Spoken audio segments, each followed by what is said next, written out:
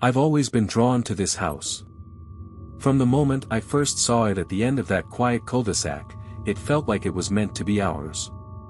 It had everything I'd ever dreamed of, a wraparound porch with a creaky swing, a big lawn with an old oak tree standing tall in the back, and just the right amount of space to feel cozy without being cramped. The pale blue siding with crisp white trim gave it a storybook charm, and the flowers Emily planted along the walkway tied it all together perfectly. It wasn't just a house, it was where we were supposed to build our lives. We moved in right after Katie was born, and it truly felt like the start of something beautiful. It was me, Emily, baby Katie, and later, when Tyler came along, our family grew even fuller. Every corner of the house held a memory. Katie's first wobbly steps in the living room, Tyler's messy crayon masterpieces taped to the fridge, and Emily laughing so hard in the kitchen as she burned yet another batch of cookies. It was the kind of life you'd see in movies, happy, warm, and picture-perfect. Every day, I reminded myself how lucky I was. A loving wife, 2 amazing kids, a steady job, what more could a man ask for? But lately, something felt wrong. At first, it was subtle, things you'd barely notice. Emily seemed distant, like she was lost in her own world. I'd ask her about her day, and she'd barely lift her eyes from her phone, shrugging off my questions with one-word answers. The spark in her laugh, the warmth in her voice, it had faded. She was still doing all the usual things, making dinner, helping the kids with homework, but it felt like she was on autopilot, like her mind was somewhere else. I told myself it was just stress. Marriage has its seasons, right? Maybe she was just overwhelmed. Maybe I was imagining it. But the unease kept creeping in, a gnawing sense that something was slipping through my fingers. Katie, my sweet little girl, was on the cusp of 13, and I could feel the shift in her too. She used to chatter non-stop about her day, excited about school and her friends. Now, when I'd ask how she was, I'd get a shrug or a mumbled "fine" before she'd retreat to her room, shutting me out. She started locking herself away for hours, her once cheerful face replaced by something guarded, distant. And her eyes, there was something in them I couldn't place. Something cold. Tyler wasn't much better. He'd always been on the quieter side, but now he seemed to drift further into himself. Breakfast was the worst. He'd sit at the table, staring into his bowl of cereal like he wasn't even there. I'd try to connect, offer to toss the football around after school, but he'd shake his head, mumble an excuse, and disappear upstairs.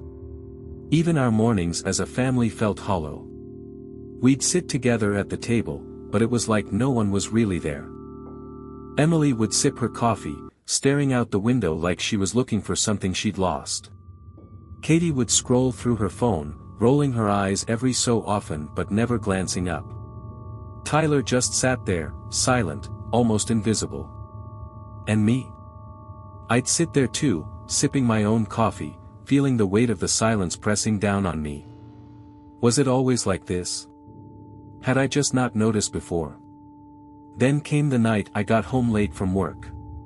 Some project had run over, and by the time I pulled into the driveway, the sky was pitch black. The house was eerily quiet when I stepped inside. "Emily?" I called, my voice echoing through the hall. No response. I turned on the lights and started moving from room to room. The living room, empty. The kitchen, empty. A knot of unease tightened in my stomach as I climbed the stairs. Katie? Tyler? Silence. I checked Katie's room first. Her bed was neatly made, her desk clean and organized, but she wasn't there. Tyler's room was the same, everything in its place, but no sign of him. Finally, I opened the door to the master bedroom, expecting to find Emily asleep. But the bed was untouched, the room undisturbed. It looked like no one had been there at all. A cold wave of dread washed over me. I stood there in the empty room, staring at the pristine bed, my heart pounding in my chest. Where the hell was everyone? I went back downstairs, pacing the living room. My eyes wandered to the family photos hanging on the wall. Pictures of us at the beach last summer. Emily holding baby Katie in her arms. Me grinning beside them. But as I looked closer, something about the photos felt wrong. In one, Emily's face looked blurred, her features smeared like a botched painting. Katie and Tyler were in the same picture, but their expressions were strange, no longer smiling, their faces etched with something unreadable. I blinked and looked again, and everything seemed normal, back to the way it should be. But the unease lingered. It clung to me, a shadow I couldn't shake. Something wasn't right, and I couldn't ignore it anymore. I tried to convince myself I was overthinking it. Families go through their ups and downs, right? Maybe I was just making a big deal out of nothing. But the next morning proved me wrong. I woke up to the faint smell of something burning and headed downstairs. Emily was at the stove, her back to me, but she didn't say a word when I entered the kitchen. "Morning," I said, trying to keep things light. She didn't turn around.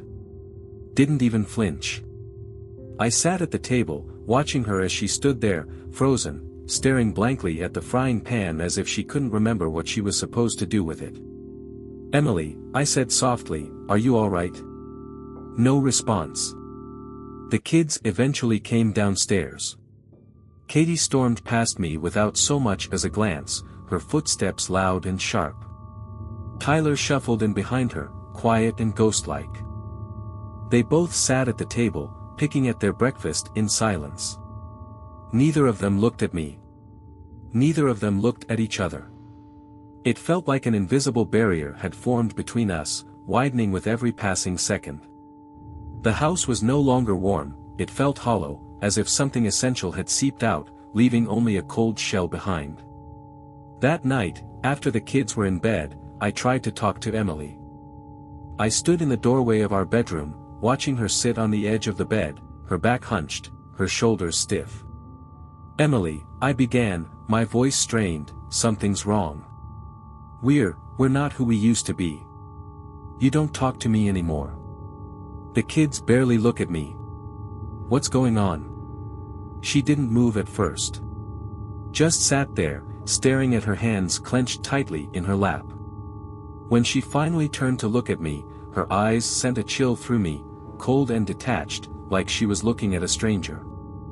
"You're imagining things," she said flatly. Her tone was sharp, dismissive. "You always imagine things." Her words hit me harder than I expected. I opened my mouth to protest, to tell her that I wasn't making this up, but the way she looked at me froze the words in my throat. There was something in her gaze, something dark, unrecognizable, and deeply unsettling. I didn't even try to argue. Instead, I grabbed a pillow and a blanket and spent the night on the couch. From that moment, everything began to spiral. The house didn't feel like ours anymore. The walls seemed to press closer, the air growing heavy with an oppressive weight I couldn't explain. The family photos on the wall began to look different, almost warped. Faces I knew by heart seemed blurred or distorted, their smiles fading into something eerie. One moment they'd seem normal, and the next, they'd feel wrong, haunting. At night, I started hearing whispers. Faint, just at the edge of perception, as though someone was murmuring inside the walls. When I strained to listen, they would stop, leaving me in a suffocating silence. The kids pulled further away. Katie would lock herself in her room for hours, and any attempt to talk to her was met with a slammed door or a scream to leave her alone. Tyler seemed like a ghost of himself. He'd sit in the living room, staring at nothing, his face pale and emotionless, as if the light in him had gone out. And Emily, she was there, but she wasn't. She moved through the house like a shadow, her words short and sharp, her presence cold. Sometimes, I'd catch her watching me from across the room, her eyes filled with something I couldn't place, contempt, anger, hatred. It was unbearable. I needed answers, but none came. Then, one night, everything shattered. I woke to the sound of screaming. A high-pitched, gut-wrenching scream that sent me bolting upright. It was Katie. I raced down the hall to her room, my heart hammering in my chest. When I flung the door open, I froze. Katie stood in the middle of her room, clawing at her face with both hands, her screams raw and frantic. "Katie!" I shouted, rushing toward her. "What's wrong? Talk to me." But she didn't hear me. Her wide, terrified eyes were fixed on something invisible, her nails dragging down her cheeks until blood welled up beneath them. "Emily!" I screamed, desperate.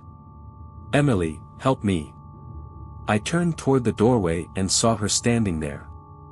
She wasn't running to help. She wasn't doing anything.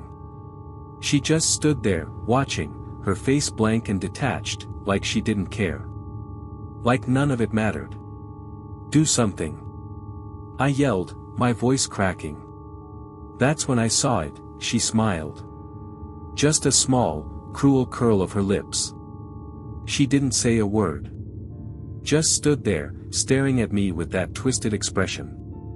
And in that moment, it hit me. It wasn't just frustration or distance. It was hate. Not just from her, but from all of them. They hated me. My family, my wife, my kids, they despised me. It wasn't just in my head. The coldness, the silence, the way Emily wouldn't even look at me anymore, it all made sense now. This wasn't a rough patch or some fleeting phase. They wanted me out of their lives. They wanted me gone. That realization hit like a freight train, and I could feel it crushing me. My chest tightened, each breath harder to catch. Even Katie's screams, loud and frantic just moments before, seemed to fade, like they were muffled behind thick walls. All I could hear was the echo of my own thoughts, pounding over and over, "They hate you. They hate you." I stumbled out of Katie's room, backing away like the walls themselves were closing in on me. Emily was behind me. I didn't have to turn around to know she was there. I could feel her cold gaze burning into my back, and I swear I could see that twisted smile in my mind. I stumbled down the stairs, barely able to stay on my feet, my whole body trembling. When I reached the kitchen, I stopped, gripping the counter like it was the only thing keeping me standing. The overhead lights flickered, casting strange, jagged shadows that danced across the walls. The air was thick, suffocating, and I felt like the house itself was watching me, alive and waiting. My eyes fell on the knife block sitting on the counter. The thought came out of nowhere, sudden, raw, and unrelenting. It was as if it had been lurking in the back of my mind, waiting for this exact moment to surface. I could make it stop. I could end everything. The hate. The emptiness. The misery. I could take control. I could finally make them pay for how they treated me, for making me feel like I was nothing. My hand moved before I even realized what I was doing. I reached out and pulled a knife from the block, the weight of it solid and reassuring in my grip. The cold steel pressed against my palm, grounding me in a way nothing else had in weeks. My breathing came fast and shallow as I turned, the room spinning around me. They were there. Emily stood in the doorway, her face devoid of emotion, her eyes locked on mine. Behind her, Katie and Tyler stood side by side, their expressions unreadable. They didn't flinch. They didn't move. They just stared at me, as cold and distant as ever. I took a step toward them, gripping the knife tighter. My heart was hammering so hard I thought it might break through my chest. My voice cracked as I spoke, shaky but firm. "I'm done. I can't take this anymore." They didn't respond. Not a word. Just those cold, dead eyes staring back at me, unblinking. "I have to end this," I whispered, barely able to hear myself over the pounding in my ears. All of it. And then, everything shattered. I don't remember lunging forward. I don't remember closing the distance. But suddenly, I was there, the knife in my hand flashing under the flickering light. Emily didn't scream. She didn't fight. She just stood there, frozen, watching me with those cold, hollow eyes. When the blade sank into her chest, I felt it, the resistance of her body giving way, the warm rush of blood over my fingers. She collapsed to the floor, lifeless, like a puppet with its strings cut. But it wasn't over. Katie and Tyler stood there, unmoving. They didn't cry. They didn't try to run. They just stood, still as statues, their faces as blank and detached as ever. The sight of them filled me with a rage I couldn't contain, a burning mix of anger, grief, and despair. My vision blurred as I turned to them, their features fading into dark silhouettes. I swung the knife. Felt it connect. Heard the dull thud as their bodies hit the floor. And then, the house went quiet. I don't know how long I stood there, staring at the blood pooling around the lifeless forms on the floor. My hands trembled, and the knife slipped from my grasp, clattering against the stained tiles. The silence in the house was deafening, pressing down on me like a weight I couldn't shake. But something wasn't right. I looked around, and it was as if the house had transformed. The bright, cozy kitchen I'd known was gone. The walls were dingy, streaked with grime, and the paint peeled away in jagged strips. The floor creaked with every shaky step I took, and a thin layer of dust coated every surface. It wasn't my home anymore. It was something else entirely. I blinked hard, trying to clear my vision, but the changes only became starker.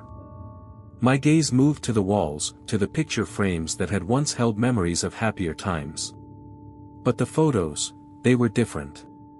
The images of Emily smiling at me, Katie playing in the yard, and Tyler perched on my shoulders were gone. Replaced. Every frame now held a picture of me. Alone. Standing by myself in front of empty backdrops, no wife, no kids, no family. Just me, staring back, expressionless, from every photograph. My stomach churned, and a cold sweat slicked my skin. I turned in slow circles, taking in the desolation around me. This house, once filled with life, was hollow. Dead. The air was heavy with a stale, musty scent, as though the place hadn't been lived in for years. The dishes in the sink were encrusted with filth. The curtains hung limp, their fabric faded and brittle. I stumbled back, almost slipping in the sticky blood at my feet, my heart pounding like it might burst. This couldn't be real. It couldn't. I bolted for the front door, yanking it open, desperate to escape the suffocating weight of the house. But outside, there was nothing. No street, no neighbors' houses, no sky. Just a void. Endless blackness stretched out in every direction, thick and oppressive, swallowing the world whole. Panicked, I stumbled back inside, slamming the door shut behind me, my breath coming in ragged gasps. I turned to face the house again, my mind racing as it tried to piece together the fragments of my reality. And then I saw them. The bodies. Not Emily. Not Katie or Tyler. They were me. All of them. Everywhere I looked, sprawled in the kitchen, collapsed in the hallway, draped over the couch in the living room. Dozens of versions of me, bloodied and broken, their vacant eyes staring up at the ceiling. My knees buckled, and I crumpled to the floor, my chest tightening as the weight of it all came crashing down. None of this was real. Emily, Katie, Tyler, they had never been real. I'd been alone in this house from the very beginning. Every conversation, every memory, every moment of joy or pain, it was all a lie. My mind had built this life from nothing, piecing together scraps of something that never existed. The house had always been empty. I looked down at the knife lying at my feet, slick with blood. My blood. My hands shook as I reached for it, the cold steel biting against my skin. The walls seemed to close in, pulsing and breathing with the madness that had consumed me for so long. There was only one way to make the silence complete. The house is quiet now. Empty.